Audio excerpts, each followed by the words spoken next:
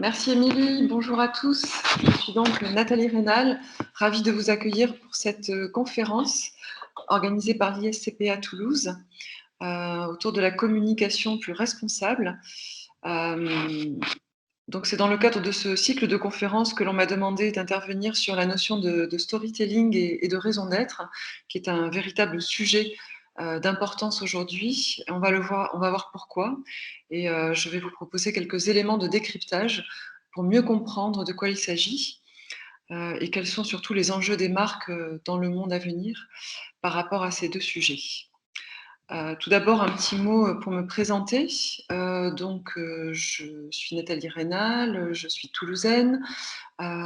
J'ai fondé une société de conseil qui s'appelle Tally & Co et qui permet donc d'accompagner les marques dans leur stratégie d'innovation et de transformation. Auparavant, j'ai travaillé pendant 10 ans en agence dans des grandes filiales de groupes tels que Young et Rubicam et TBWA. Et puis, j'ai travaillé également chez l'annonceur, au Parc des Expositions de Toulouse pendant plusieurs années, mais également au sein de l'Agence régionale pour l'environnement, devenue AREC Occitanie, qui s'occupe en fait de tout ce qui est question de développement durable et d'environnement. Et c'est le lien que l'on va pouvoir faire assez rapidement sur les sujets que l'on va évoquer aujourd'hui. Alors, je vais partager mon écran afin de démarrer véritablement la présentation.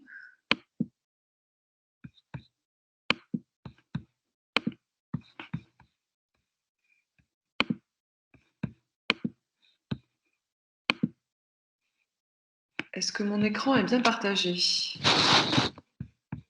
Alors, l'écran est bien partagé, mais je pense que votre micro doit être pas très loin de votre pad, en fait.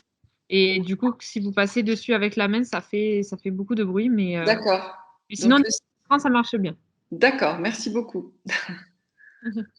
Donc, c'est parti pour le sujet storytelling et raison d'être. Comment redonner du sens à sa marque et dévoiler son ADN? Alors, dans quel monde évolue-t-on? On évolue dans un monde très, très particulier. Ces dernières années, en fait, on vit des choses absolument bouleversantes et on a l'impression que plus rien n'est acquis, qu'il va falloir vraiment avancer de manière différente. Et lorsqu'on est dans le monde de la communication et que l'on a pour objectif, en fait, d'accompagner nos marques pour la meilleure performance possible, eh bien, c'est très compliqué parce qu'on voit qu'on est dans un monde véritablement d'incertitude. Une deuxième question aussi, c'est quel avenir réservons-nous aux jeunes générations? Parce qu'il est important pour nous de prendre en compte nos cibles, nos communautés. Et cette jeune génération aujourd'hui, eh bien, elle a moins d'espoir peut-être que la nôtre. Elle a moins d'espoir que celle de nos parents. Et donc, il va falloir la rassurer, la mettre en confiance, afin qu'elle puisse toujours désirer les marques qui lui sont proposées. Enfin, quand on est au sein de nos organisations, on a du mal à définir notre feuille de route. On s'aperçoit que le monde est vraiment en pleine mutation, en pleine transformation. On peut dire d'ailleurs que on est dans un monde VUCA. Je ne sais pas si vous connaissez cette notion. Il s'agit d'un acronyme qui nous vient des États-Unis, avec donc 4 mots clés que sont volatility, uncertainty, complexity et ambiguity. On va pouvoir regarder ce que cela veut dire exactement. Alors V comme volatilité, donc il s'agit de comprendre que les projets et les stratégies changent plus souvent, plus rapidement, et l'entreprise doit s'adapter en permanence. U comme incertitude, le manque de visibilité n'encourage pas de vision à long terme. On est incapable de travailler sur des plans à 10 ans aujourd'hui, on va travailler vraiment sur du très court terme ou du moyen terme.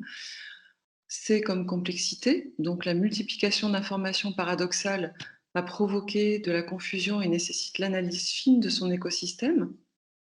Et enfin A comme ambiguïté, la difficulté de certains projets contribue à l'instabilité des responsabilités, à générer une incohérence situationnelle.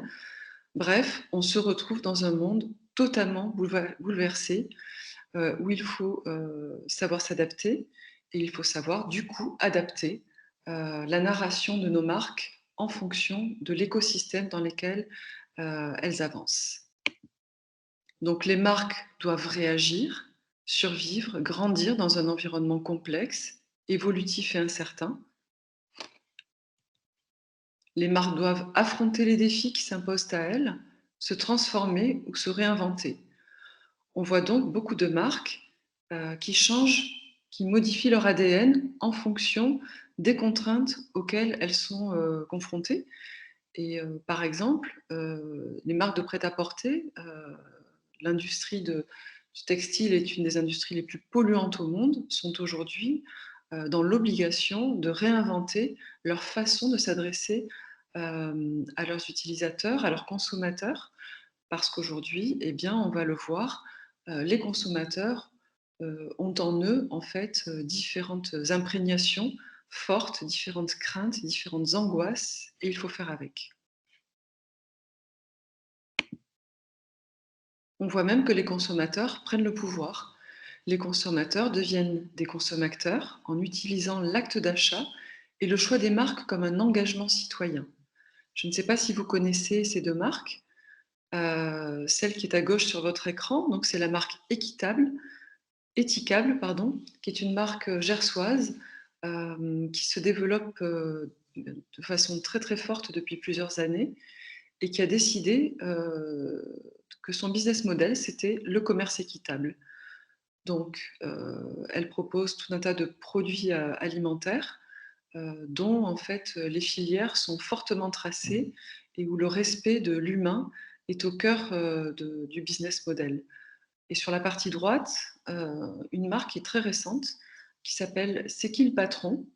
Et donc, ici, ce sont une communauté de consommateurs qui ont décidé de créer leur propre marque.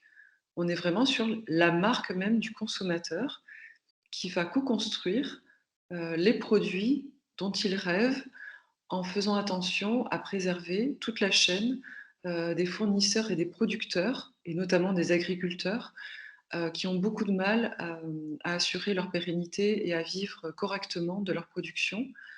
Donc c'est une marque qui a travaillé d'abord le lait, le beurre, bon les produits fermiers et qui va jusqu'à faire des pizzas aujourd'hui.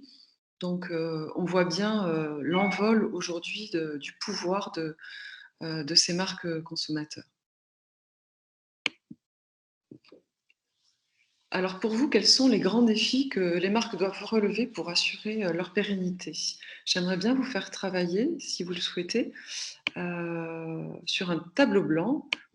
On va, regarder de quelle manière, en fait, vous pourriez répondre à cette question.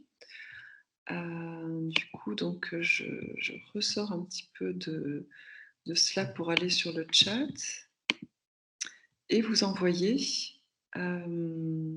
le lien vers le tableau blanc afin que vous puissiez m'indiquer. Alors l'idée, c'est d'aller cliquer, en fait, sur le lien que vous avez dans le chat, que nous allons tous ouvrir en même temps et on atterrit, en fait, sur, un tableau blanc. Et donc, en double-cliquant sur le plus, vous allez pouvoir éditer des post-it. Donc, vous vous écartez tout de suite dès que vous avez votre post-it et vous écrivez dessus quels sont pour vous les grands défis mondiaux sur lesquels les marques doivent absolument faire attention, enfin, en tout cas s'imprégner pour pouvoir survivre. Donc, je pense à des grands sujets comme la santé, par exemple, mais il y en a bien d'autres. Donc, est-ce que vous pouvez regarder, autour de vous à quoi vous pensez dans votre univers, dans votre écosystème, dans vos activités? Voilà, très bien. L'environnement, l'information, tout à fait. Qu'est-ce qu'il y a d'autre comme grands sujets importants, auxquels les marques, doivent faire attention? L'éthique, tout à fait.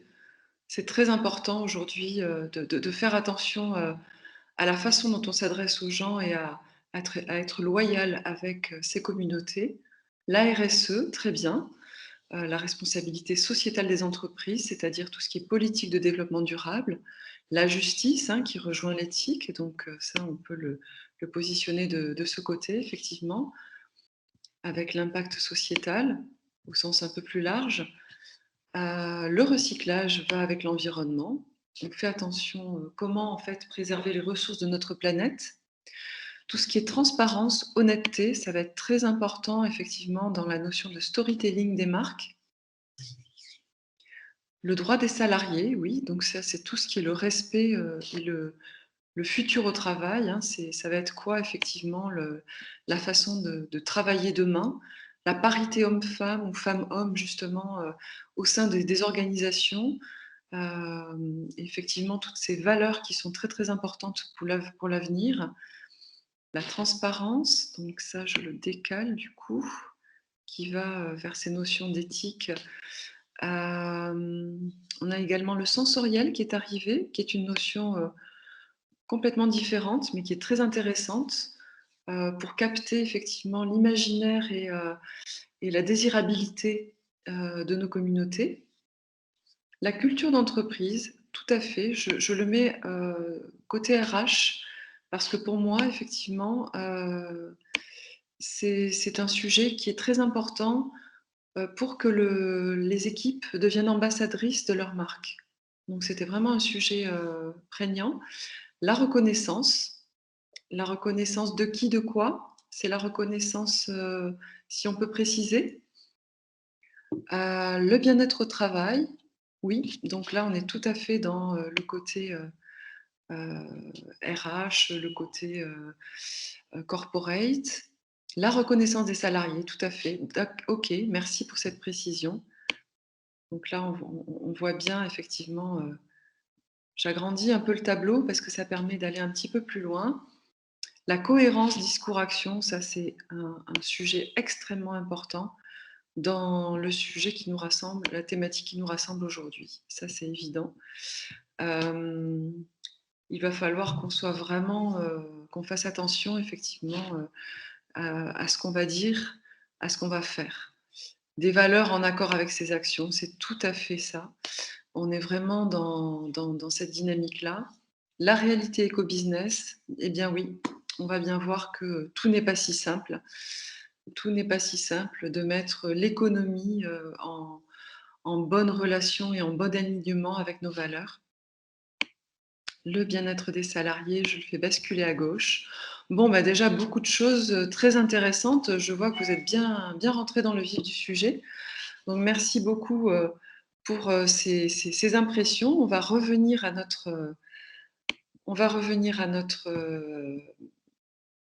notre sujet, par la présentation. Donc je vais revenir, hop. Alors effectivement, les grands défis de demain, ils ont été relevés par, BPI France. BPI France a fait une étude auprès des PME, des TPE de France, qui représentent, 80 des entreprises, hein, donc c'est pas rien. Et alors, si on veut faire un petit tour d'horizon des grands défis mondiaux, auxquels, les entreprises de demain vont être confrontées, eh bien, il y a la nourriture de l'humanité, donc tout ce qui est effectivement le bien manger, ça va rejoindre également eh bien, le sujet de la santé, hein, avec vivre et bien vieillir, comment on accompagne, tous les parcours en fait, des populations, au sens global du terme et le parcours de soins notamment. Un autre sujet, c'est, la protection des personnes et notamment, le lien avec tout ce qui est digitalisation et les cyberattaques. La cyberattaque, s'attaque aujourd'hui, comme on l'a vu dernièrement, à des hôpitaux. C'est pas seulement en fait, les grands États ou non, les mairies aussi, les communes sont attaquées. Donc on voit bien qu'il y a un enjeu très fort, de protection et de sécurité, des personnes. Il y a également le sujet, de la formation initiale et continue, qui est un sujet, énorme, pour, l'avenir de demain. La digitalisation a accéléré effectivement, l'utilisation de la tech. On a gagné, j'entendais ce matin, entre 5 à 10 ans en termes d'accélération sur l'utilisation des outils digitaux en raison de la crise pandémique. Donc c'est un énorme enjeu d'accompagner au changement. Et puis on a un cinquième enjeu qui est celui du future of work, c'est-à-dire demain, on va travailler comment demain, comment ça va se passer. Est-ce que du coup l'entreprise va devoir se modifier, s'adapter en permanence? Il faut résister, se relever avec ces crises sanitaires et ces bouleversements que nous vivons tous. Et puis enfin, réussir la transition écologique et énergétique, qui est le gros morceau sur lequel la plupart des acteurs s'attellent aujourd'hui, en raison d'une urgence qui est arrivée plus vite qu'on ne le croyait. Et cela, malgré un certain nombre d'alertes. C'est pas nouveau, la vérité sort de la bouche des enfants. Et bien certains enfants nous ont alertés il y a de cela quelques années déjà. Je voulais vous parler du sommet de la Terre, le sommet de Rio en 1992, qui est un élément fondateur de toutes les dynamiques de développement durable. Une jeune fille prénommée Severn Kulis Suzuki a été entendue au niveau de cette assemblée. Elle a mis 11 jours à pouvoir se faire entendre. Elle ne pouvait pas accéder à la tribune et c'est le dernier jour en fait que la tribune des Nations Unies a bien voulu lui ouvrir ses portes. Donc ce que je vous propose là aussi, c'est je vais copier le lien dans le chat afin que vous puissiez lire la vidéo.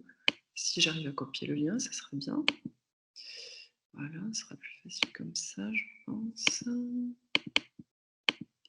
Alors, toc, voilà, j'y arrive. Alors, je vais reprendre le chat. Le voici, le voilà. Et vous envoyez le lien. Et ce que je vous propose, c'est de regarder eh bien, les 3 premières minutes de cette vidéo que je vous envoie tout de suite. Donc, allez-y. C'est parti.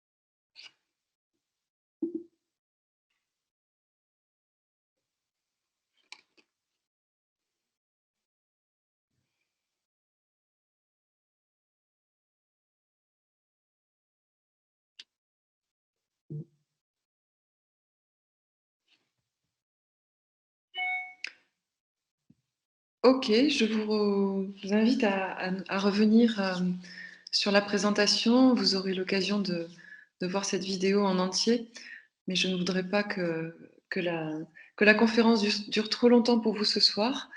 Hem, donc comme vous l'aurez compris, cette jeune fille de 12 ans, décide de crier, de faire un cri d'alarme, lors de ce sommet.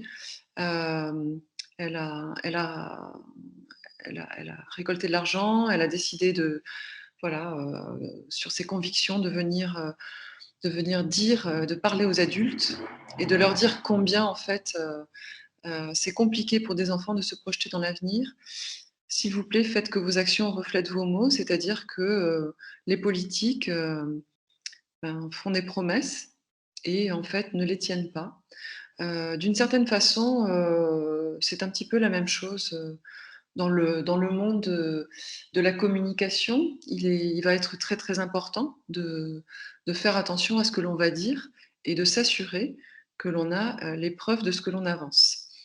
Donc, on s'aperçoit aussi que, depuis 1992, 20 ans après, pas beaucoup de choses ont évolué et dans 40 ans, on risque d'être, vraiment, les pieds dans l'eau et surtout la terre, très, très, très, très, au plus mal, quoi, hein. Donc, 2e effet d'annonce par rapport à des enfants. Vous l'avez sûrement, vu passer, à la télé, sur les ondes et un peu partout, et bien, c'est, la dynamique de Greta Thunberg. Donc là, c'était en 2019. De la même manière, elle est venue à l'ONU. Elle a eu un discours extrêmement fort, beaucoup plus en colère que la précédente jeune fille. Et donc on a affaire à une jeune activiste, qui ne mâche pas du tout ses mots et qui décide de défier, les grandes instances mondiales pour les mettre devant, devant le fait accompli, le fait que, pas grand chose n'a été fait pour préserver la planète et que donc, il faudrait que chacun se mette en ordre de marche pour, intégrer ces sujets-là aujourd'hui dans nos activités et surtout dans la façon aussi dont on va communiquer. Donc par rapport à cela, il y a des cadres qui existent. À partir de 2015, l'Assemblée générale des Nations unies, qui rassemble 193 dirigeants dans le monde, s'engage à contribuer à un monde meilleur. Et donc c'est l'arrivée de 17 objectifs de développement durable.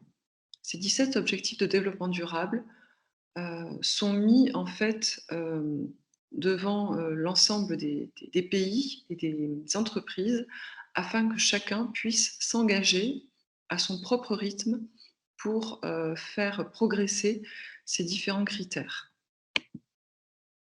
Donc ces 17 objectifs pour sauver le monde, il va y avoir des critères qui vont être liés à la pauvreté, aux inégalités, au climat, à la dégradation de l'environnement, à la prospérité, à la paix et à la justice. Ces objectifs sont interconnectés, et donc libre cours aux entreprises et aux acteurs publics de s'en saisir pour progresser, dans le champ de, leur activité, plus vertueuse.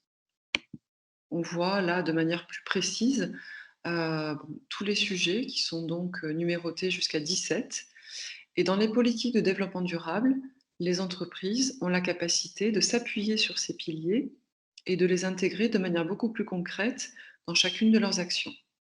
Ça s'appelle la contribution aux objectifs de développement durable. Un autre élément de contexte qui est important pour, guider les entreprises, c'est la loi Pacte. La loi Pacte a été promulguée en 2019. Il s'agit, d'une loi très importante, qui fonde les nouveaux principes, de la croissance des entreprises, qui leur donne un cadre. On va parler d'intérêt social, on va parler de raison d'être et on va parler d'entreprise à mission. Donc ça va nous permettre de rentrer dans le vif du sujet par rapport à ce qui nous intéresse aujourd'hui dans la communication, à savoir quel est le lien entre le storytelling et la raison d'être. Donc rentrons un petit peu plus dans le vif du sujet. Les entreprises à mission, en fait, donc c'est une notion qui est vraiment promulguée dans la loi, dans laquelle, les entreprises peuvent inscrire, dans leur statut le fait qu'elles soient une entreprise à mission. Pour cela, elles s'appuient sur 5 critères.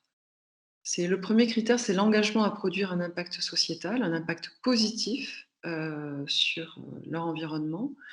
Le deuxième critère, c'est la formalisation d'une mission spécifique, c'est-à-dire je vais écrire quelle est ma mission et donc on va parler de raison d'être. Le troisième critère, c'est la cohérence du modèle économique avec la mission. Bien évidemment, on ne peut pas imaginer qu'une entreprise va, continuer à faire, du business as usual, comme on dit, c'est-à-dire sans tenir compte, de son impact environnemental et de son impact, social. Heu, il faut que sa mission soit cohérente avec son business. Le quatrième critère, c'est, l'engagement à partager équitablement la valeur créée. Dans une entreprise à mission, on va faire attention à ses parties prenantes, c'est-à-dire, eh bien, toutes les parties, qui, sont en activité, et en lien, spécifique avec l'entreprise. Donc on peut parler, par exemple, des fournisseurs, on peut parler des partenaires, on peut parler, de l'État, on peut parler des médias, on peut parler, voilà, de la banque, on peut parler de tout un tas de parties prenantes avec lesquelles l'entreprise interagit au quotidien et cette valeur, qu'elle va générer, eh bien, c'est important qu'elle soit, répartie de manière, équitable avec ses parties prenantes. Je m'explique. Hem, dans une entreprise à mission, il est hors de question que, l'entreprise, saigne ses fournisseurs pour faire plus de marge. Non, au contraire, elle va, faire attention à ce qu'il y ait une relation commerciale beaucoup plus équitable qui permette aux fournisseurs, bah, d'avoir une pérennité et d'assurer, son développement durable, et donc il y a un écosystème beaucoup plus, positif et vertueux dans l'ensemble des parties prenantes. Enfin, le cinquième critère, c'est l'évaluation de la mission. On continue à avancer dans son business model, mais on va évaluer si on a pu progresser sur, des critères, environnementaux, sur des critères sociaux, sur des critères de gouvernance, pour que le système vertueux, puisse, progresser chaque année. Donc voilà ce que c'est qu'une entreprise à mission. Hem, on va parler maintenant de raison d'être. Donc c'est un des éléments qui est inscrit dans la loi Pacte. Les définitions officielles sont pas très, très fun, mais je vous les place quand même parce que c'est important de comprendre de quoi il s'agit et on pourra en discuter après de manière plus, plus je dirais plus conviviale, au sur ces termes-là sont quand même, importants à bien comprendre pour la suite de la conférence. Donc la raison d'être se définit comme ce qui est indispensable pour remplir l'objet social de l'entreprise, c'est-à-dire le champ de ses activités. C'est un guide pour les décisions importantes, un contrepoint utile aux critères de financier court terme. Ça veut dire quoi? Ça veut dire que la raison d'être, ça va être l'objet social qui va se définir, mais dans un champ beaucoup plus ambitieux, qu'un objet social classique. On va décider d'imaginer, de comprendre quelle va être la contribution de l'entreprise, à la pérennité de la planète et de l'être humain, de manière beaucoup plus, générale. Et donc dans la loi Pacte, cette raison d'être va être, définie de la manière suivante. La raison d'être est le motif, la raison pour laquelle la société est constituée. Elle détermine le sens de la gestion de la société et en définit l'identité et la vocation. La notion de raison d'être vise à rapprocher les chefs d'entreprise et les entreprises avec leur environnement de long terme. On comprend bien que le chef d'entreprise va devoir aller au-delà de la porte de son entreprise pour, créer ses nouvelles ambitions. On va lui demander, d'interagir avec son environnement de manière positive.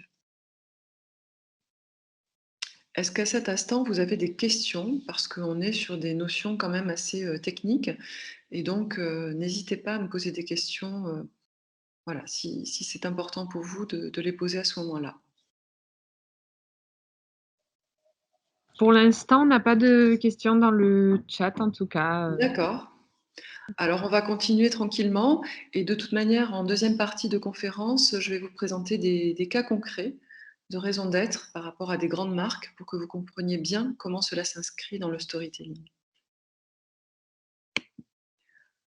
Un schéma aussi qui me semble assez compréhensible pour mieux comprendre en fait la dimension de la raison d'être, c'est celui-ci. En fait, par rapport aux stratégies Golden Circle, on se dit qu'aujourd'hui, l'important pour bien adapter sa stratégie, c'est le why, c'est de se demander pourquoi en fait on développe cette activité, pourquoi on a créé notre entreprise, pourquoi on développe cette marque, pourquoi on lance un nouveau produit. Ce why, c'est vraiment fondamental pour se poser les bonnes questions et adapter sa stratégie. Et bien, dans la raison d'être de l'entreprise, on va essayer de nourrir ce why, ce pourquoi, avec la vision de l'entreprise, l'ambition, la vocation et la mission. Et autour de cela encore, on va avoir l'identité de l'entreprise, sa relation au monde, ses compétences et son histoire, bien sûr, qui est la genèse de son apparition sur le marché. Donc vous comprenez bien que la raison d'être, c'est quelque chose qui va prendre du temps à se dessiner. Souvent, c'est plusieurs mois de réflexion à plusieurs, parce qu'en fait, c'est pas le chef d'entreprise tout seul sur son coin de table qui va l'écrire. C'est l'idée d'embarquer l'ensemble du personnel. C'est l'idée d'embarquer aussi les différentes parties prenantes pour comprendre quel est le regard qui est porté sur l'entreprise vis-à-vis de l'extérieur. Donc, on est vraiment sur quelque chose de co-construit, un espace où on va se donner le temps de bien reposer notre question du why pour définir notre raison d'être, au final, avec une seule phrase. Donc c'est un exercice assez complexe à mener, mais très très intéressant. Pour résumer, ce qui s'est passé avec la loi Pacte, on voit qu'on est sur une pyramide de l'engagement qui va être une sorte de fusée à 3 étages. Alors, c'est pas encore celle d'Elon Musk, mais presque. L'idée, c'est d'aller vraiment vers quelque chose d'assez innovant et qui va permettre à la marque d'avoir beaucoup d'audace pour la suite de sa stratégie. Donc, en fait, en bas, on a la loi Pacte, hein, avec le respect du code civil et le minimum minimorum que les dirigeants doivent prendre en considération et certains enjeux sociaux et environnementaux au niveau des activités. C'est le moins contraignant, c'est juste le respect de la loi. Ensuite, on a cette idée de raison d'être, avec à ce moment-là, donc on va rentrer dans un schéma un peu plus contraignant, puisqu'on va mentionner cette raison d'être dans les statuts de la société, et on va du coup s'obliger à mettre en œuvre un certain nombre de prérequis et de moyens pour tenir et respecter ce que l'on va dire dans nos statuts.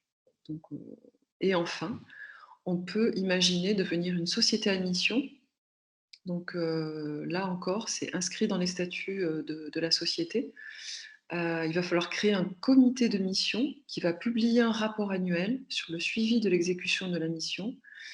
Et il va falloir aussi vérifier chaque année la mise en œuvre des objectifs et avoir un regard extérieur par un audit. Donc on voit bien que on a la capacité de progresser à son niveau, à son rythme, avec un certain nombre d'engagements qui vont être celui de chacune des entreprises. Le minimum minimorum, c'est le respect de la loi. Donc voilà où nous en sommes par rapport à, à ces nouvelles notions que l'on a entendues à travers la loi Pacte et donc ce qui est, tout ce qui est effectivement raison d'être par rapport à un storytelling. Juste le storytelling, j'imagine que vous êtes dans le monde de la communication, je ne sais pas qui vous êtes, hein, qui m'écoutez. J'imagine qu'il y a des étudiants, qu'il y a des professionnels.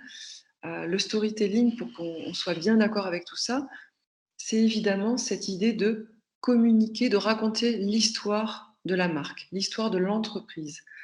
Et donc, il va falloir maîtriser son message pour gagner en différenciation et en compétitivité. On va travailler le langage, on va travailler la pédagogie, on va travailler la qualité d'expression et donc il va falloir que dans un univers, où on va nous demander des contraintes assez fortes par rapport à ce qui nous arrive, au niveau changement climatique, au niveau crise sanitaire, que sais-je, il va falloir que notre storytelling soit totalement adapté à ces nouveaux contextes, à ces nouveaux enjeux. Et donc il va falloir qu'on raconte des histoires qui aient du sens. Le mot «sens», c'est le mot hyper à la mode aujourd'hui. Pourquoi? Parce que, on n'est plus à l'époque de la réclame. On va être obligé aujourd'hui, d'argumenter et surtout de prouver, ce qu'on va pouvoir annoncer. Sinon vous allez, vous faire recaler par soit des ONG qui sont à l'affût, de ce qu'on peut appeler le greenwashing. Donc c'est-à-dire, c'est l'idée de dire des choses que l'on ne peut pas prouver ou au contraire, de l'affabulation, qui nous paraît, positive pour notre marque, mais qui en réalité n'est pas du tout juste et vraie. Donc on est vraiment dans une période de vérité et donc il va falloir, créer d'abord tous les arguments qu'il faut avant de communiquer dans notre storytelling. Est-ce que vous avez des questions sur ces différentes notions? Pardon. Est-ce qu'il y a des petites mains qui se lèvent, Émilie? Pour l'instant, non. N'hésitez pas à soit les rédiger directement dans le chat ou bien lever la main pour prendre, éventuellement la parole. Ça peut être, plus interactif aussi pour Nathalie d'ailleurs. Mmh. En tout cas, ça c'était les piliers que je voulais, poser, pour que l'on puisse, mieux aborder, de quelle façon les marques se sont, emparées de ces notions de raison d'être, dans leur nouvelle stratégie marketing et donc s'il n'y a pas de questions, je vous propose de passer, à la présentation des différents, des différentes marques que je il y en a 3, hein, elles sont au nombre de 3 et donc on va passer à la marque Patagonia. C'est une marque emblématique qui fonde en fait, son ADN, sur, des valeurs très, très fortes, de respect de l'environnement. Dès le 25 novembre 2011, le jour du Black Friday, la marque Patagonia a fait grand bruit avec une campagne publicitaire appelant à la déconsommation. On voit que c'est devenu à la mode là sur ces 2 ou 3 dernières années, mais je peux vous dire que Patagonia, c'est vraiment une marque, pionnière en la matière. Vraiment son ADN est fondé sur, le respect de l'environnement, et on va comprendre pourquoi dans son storytelling. Elle utilise tous ces leviers vraiment d'activisme, et de préservation de la planète. Ce qui ne l'empêche pas d'être une marque, qui prospère, chaque jour au niveau de son business model. Quand on regarde son site internet, en fait, hem, il y a 4 rubriques. Il y a la e-boutique, donc pour acheter des produits, des vêtements, de sportswear. Le deuxième onglet, c'est l'activisme. Donc là, on rigole pas, hein, on est vraiment dans, comment en fait la marque, est là, existe pour sauver la planète. Donc c'est extrêmement fort comme message et c'est la capture d'écran que je vous ai mise ici. Le troisième onglet, c'est le sport, qui est vraiment, le terrain de jeu de cette marque et enfin, c'est des histoires. Donc vous voyez comment au niveau marketing, cette marque se positionne et se présente. Elle dit qu'elle veut utiliser les ressources à sa disposition, notre voix, notre entreprise et notre communauté pour agir contre le changement climatique. Et elle incite à cliquer immédiatement pour que chaque internaute devienne un acteur, pour défendre la planète contre le changement climatique. Donc vous pouvez voir, l'engagement extrêmement fort qu'elle propose. La raison d'être de Patagonia est la suivante: fabriquer les meilleurs produits en causant le moindre impact environnemental, utiliser le monde des affaires pour inspirer et mettre en place des solutions à la crise environnementale. Donc on voit vraiment l'engagement extrêmement fort de Patagonia, et c'est un engagement en fait qui vient de l'un de ses cofondateurs, Yvon Chouinard, donc qui est un Canadien, alpiniste, aventurier, et qui dit qu'il faut acheter pour vivre au lieu de vivre pour acheter.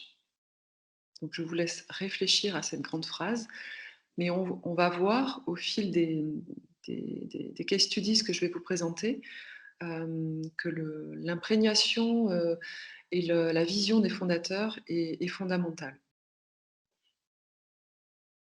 Deuxième cas, celui de lait de vache. Donc on passe du coup de la montagne au yaourt.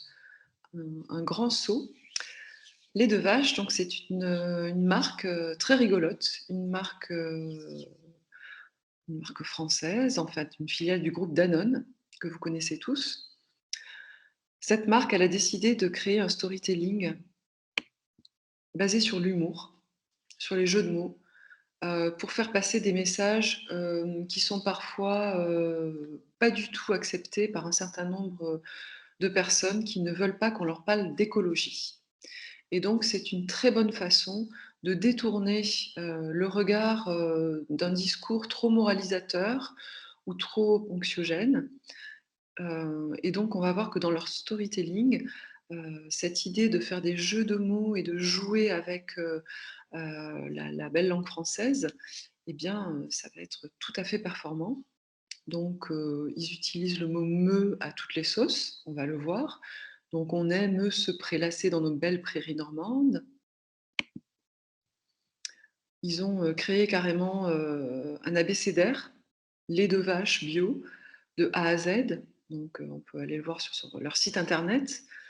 Donc, tout est vachement bio chez les deux vaches, sous la forme d'un petit dictionnaire. On vous raconte tout sur nos combats, nos valeurs et notre production, mais tout ça avec beaucoup d'humour et beaucoup d'intérêt. On voit également dans les actualités l'engagement fort de cette marque. Ils s'engagent dans une filière bio, ils font pas semblant. Donc toute la production est labellisée bio et tout ça avec beaucoup d'enthousiasme et d'humour. Je vous invite à voir le manifeste de cette marque et donc je vais voir si je peux vous le mettre dans le chat parce que c'est vraiment excellent au niveau storytelling. Alors, je reviens du coup sur le chat pour vous mettre dans... Voilà.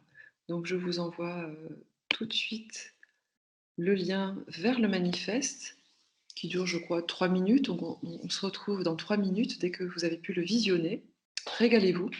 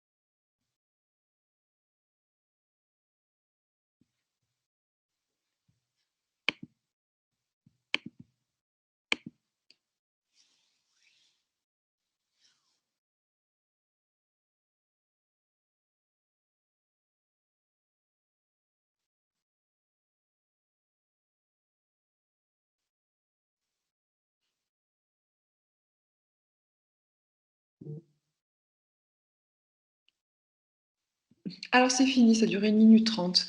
Bon, j'ai dit 3 minutes, c'était un petit peu trop. Alors, j'espère que vous avez pris beaucoup de plaisir à visionner cette petite vidéo qui est une jolie façon de présenter des engagements et qui donne envie vraiment de continuer à consommer. C'est d'ailleurs une société qui est certifiée Bicorp, qui est l'un des labels en fait, que l'on peut retrouver dans les entreprises engagées au niveau environnemental et sociétal. Quand on regarde un petit peu dans le détail comment c'est rédigé au niveau de leur présentation, on voit qu'ils utilisent énormément de jeux de mots, comme on le disait tout à l'heure. Et ce que je trouvais vraiment sympa, c'est en fait les deux vaches. C'est vraiment deux vaches qui sont les porte-paroles de la marque. L'une sérieuse, savante, qui sait les choses et qui a un rôle d'éducation sur le bio et sur l'environnement, et l'autre, plus futile, Pipelette, qui n'en manque pas une, pour faire un bon mot. Elles nous permettent de parler de sujets sérieux, sans pour autant être sinistres. Donc c'est vraiment un enjeu très très fort aujourd'hui pour les marques que de pouvoir présenter leur engagement avec, tout en gardant un haut niveau de désirabilité. La raison d'être des laits de vache, donc elle fait partie donc, de ces entreprises pionnières, dites à mission. Et leur raison d'être, c'est d'être la meilleure entreprise du monde. C'est pas simplement d'être la meilleure entreprise du monde, mais simplement d'être meilleure pour le monde. Donc on voit bien la différence entre les deux notions. Donc voilà, après j'étais repartie sur le storytelling. L'entreprise fondatrice de la marque, c'est Stonyfield France, qui est devenue en fait les prairies bio. Donc à chaque fois dans le storytelling, il y a vraiment des jeux de mots très rigolos et avec beaucoup de sens. Donc ça permet en fait au fil des présentations et des actualités d'être toujours extrêmement brillant et pertinent. Donc, Nathalie, je vous fais passer ce qui se passe un peu dans le chat. Ouais, On avait Sarah qui avait commenté agréablement étonnant pour une multinationale comme Danone en parlant de lait de vache. oui. Et donc Bichente qui a rebondi avec une question. Donc pourquoi Danone ne met pas en avant sa marque lait de vache pour redorer son image? Pardon. C'est une filiale à part entière qui vit sa vie, mais il y a un lien tout à fait transparent et légitime entre les deux entités. Le groupe Danone a lui-même une très très forte puissance de frappe sur sa façon d'avancer sur les sujets sociétaux. Son président, Denis Faber, s'est fait sortir récemment par les actionnaires parce qu'il allait sûrement un petit peu trop loin pour eux dans la façon de revisiter les orientations sociétales et environnementales de son groupe et qu'il ne gagnait pas assez d'argent par rapport à son dernier plan stratégique. Donc on peut se poser la question effectivement de est-il facile de faire avancer son entreprise en incluant tous les grands enjeux sociétaux avec du coup une promesse économique forte. En fait, j'ai lu pas mal d'articles récemment dessus. Lorsqu'il y a des actionnaires, c'est très compliqué parce que les actionnaires vont demander des comptes en permanence. Lorsque l'entreprise est indépendante, c'est beaucoup plus facile parce que le fondateur lui-même décide d'aller dans la bonne direction et donc n'a pas de compte à rendre à des actionnaires. Donc, mais je suis d'accord avec Vicente et ce serait intéressant que Danone puisse utiliser ces marques filiales comme ça qui ont beaucoup de peps et beaucoup d'entrain, avec aussi beaucoup de valeur pour redorer sa marque de temps en temps. Et là, j'avais un dernier slide qui était celui de Antoine Riboud, fondateur du groupe Danone, bon, qui est plus du tout dans la partie depuis bien longtemps, hein, qui n'est plus là, mais qui a fondé ce groupe et qui disait déjà à l'époque, la responsabilité des entreprises ne peut plus s'arrêter au seuil de leurs usines. Donc c'était déjà quelqu'un qui avait dans l'idée de regarder autour de lui pour que le business model de son groupe soit vertueux et cohérent avec ses parties prenantes et avec l'environnement qu'il y a autour. Le troisième sujet que je voulais vous présenter, c'est une grande marque aussi dans le monde des cosmétiques. L'Oréal. On pourrait penser que L'Oréal en fait, a juste une envie, c'est faire du business, mais en réalité, c'est une marque qui a travaillé sa politique développement durable et RSE depuis plus de 15 ans. Et c'est vrai que j'ai suivi année après année la forte imprégnation de l'environnement et de la prise en compte de l'environnement dans la formalisation de leurs produits, de leur packaging. L'économie circulaire aussi est très forte dans leur politique. L'humain aussi, tout ce qui est inclusivité. Donc, on va voir que, si vous allez sur leur site, en fait, vous pouvez voir que vraiment, il y a énormément de choses qui sont faites au niveau de la politique développement durable et de responsabilité sociétale. Et les engagements s'articulent autour de 3 piliers, l'environnement, l'humain et les produits, mais tout ça est extrêmement lié depuis très longtemps. Et donc, c'est très intéressant d'aller regarder. Je vous invite à aller voir leur site internet. Et on voit que la raison d'être, c'est vraiment créer la beauté qui fait avancer le monde. De tout temps, en fait, l'humain et la planète sont au cœur de la création de valeur de L'Oréal. Donc ils ont tout un manifeste sur lequel ils ont vraiment détaillé ce pourquoi ils agissent, ce pourquoi ils s'inscrivent dans un certain nombre de marges de progrès. Ils ont des rapports développement durable extrêmement détaillés. Ils sont en lien avec les 17 objectifs développement durable proposés par les Nations Unies. Et tout ça fait partie d'un grand schéma extrêmement approfondi. Donc il y a une raison d'être qui est celle que l'on vient d'évoquer, hein, comment nous créons la beauté qui fait avancer le monde. Il y a une fondation qui a été créée, voilà, avec un certain nombre d'engagements. Il y a énormément de programmes auprès des femmes, auprès des publics invisibles. Il y a beaucoup de choses vraiment qui sont faites par cette marque. Donc, comme on l'a vu, la raison d'être, c'est créer la beauté qui fait avancer le monde. Donc, c'est une énorme ambition, hein, évidemment. Et ce que dit leur fondateur, enfin, c'est pas leur fondateur d'ailleurs, c'est Jean-Paul Agon, hein, qui est leur CEO actuel. C'est notre plus grande fierté, c'est d'être performant sur le plan financier, tout en étant une entreprise citoyenne engagée. Donc, on voit bien qu'au plus haut niveau de ce groupe, euh, le patron fait attention chaque jour, non seulement à délivrer un marketing fort, mais tout en faisant très très attention aux engagements sur lesquels il est parti sur le plan sociétal et environnemental. Donc voilà les 3 cas que je voulais vous présenter. Est-ce que vous avez des questions par rapport à ces 3 cas? Est-ce que ça vous éclaire un peu plus par rapport à ces notions de raison d'être? Donc, je ne sais pas s'il y a des mains qui se tendent ou est-ce que je continue pour ne pas trop déborder? J'ai quasiment fini.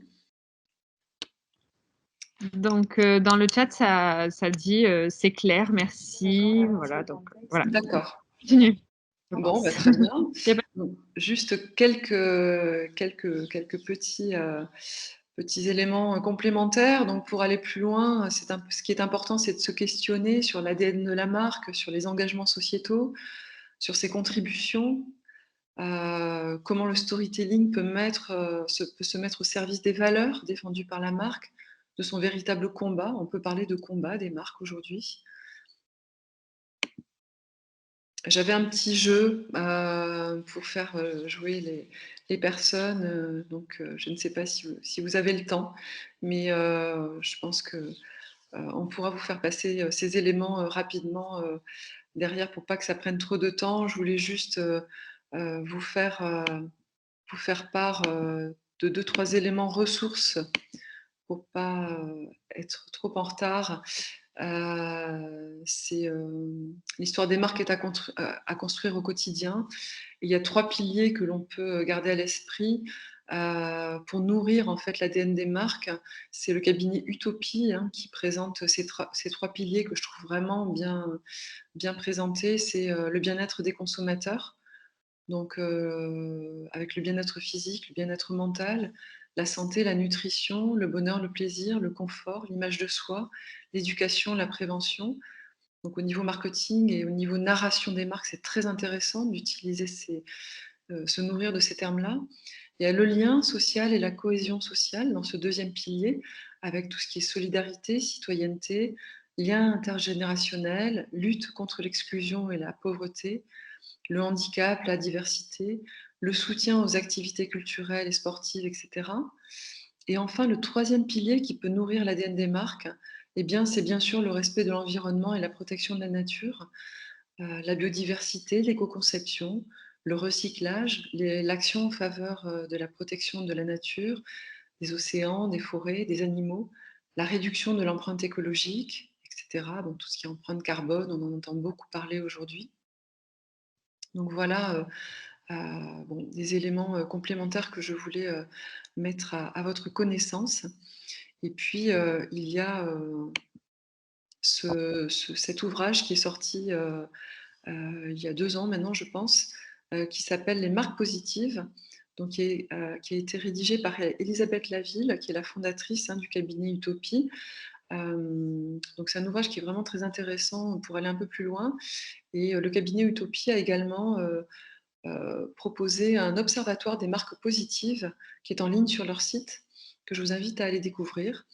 Et moi, je pense, ben, pour finir, qu'en fait, il faudrait que les marques soient des super-héroïnes du quotidien, c'est-à-dire qu'elles aient des grands pouvoirs, de pouvoir faire progresser, d'une part, eh bien, les discours et les intentions, et surtout la culture en fait, des citoyens, pour aller vers un monde meilleur. Voilà. Donc, je vous remercie, de m'avoir écoutée sur cette conférence, et je suis à votre disposition pour, des questions, si vous en avez. Merci Nathalie. Du coup, oui, il y a une question dans le chat.